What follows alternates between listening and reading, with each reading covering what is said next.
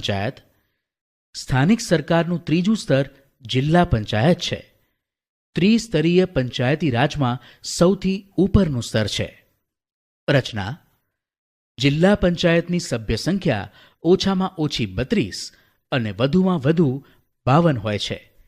જિલ્લાની વસ્તીના આધારે જિલ્લા પંચાયતની બેઠક નક્કી થાય છે, જેમાં 50% બેઠકો મહિલાઓ માટે અનામત રાખવામાં આવે છે.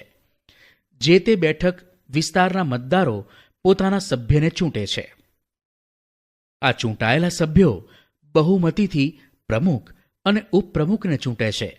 તેમજ આ ચૂંટાયેલા સભ્યોમાંથી કારોબારી સમિતિ, સામાજિક ન્યાય સમિતિ, શિક્ષણ સમિતિ, બાંધકામ સમિતિ, આરોગ્ય સમિતિ વગેરે સમિતિઓની રચના કરવામાં આવે છે. જિલ્લા પંચાયતની મુદત 5 વર્ષની હોય છે.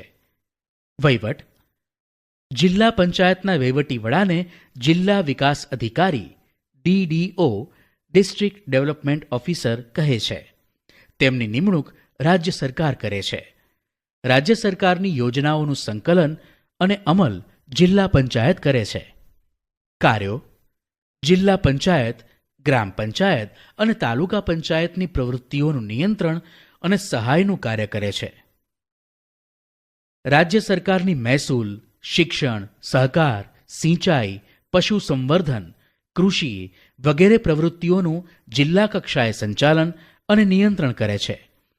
જિલ્લા આરોગ્ય અધિકારી, જિલ્લા પ્રાથમિક શિક્ષણાધિકારી, જિલ્લા ખેતીવાડી અધિકારી, જિલ્લા સમાજ કલ્યાણ અધિકારી, નાયબ કાર્યપાલક ઇજનેર વગેરે અધિકારીઓ જિલ્લા પંચાયતના કાર્યો સંભાળે છે. સામાજિક ન્યાય સમિતિ સમાજના નબળા વર્ગોને શિક્ષણ, સ્વાસ્થ્ય અને સામાજિક આર્થિક સગવડ મળી રહે તેવી યોજનાઓ ઘડવી અને તેનો અમલ કરવાનું કામ સામાજિક ન્યાય સમિતિનું છે.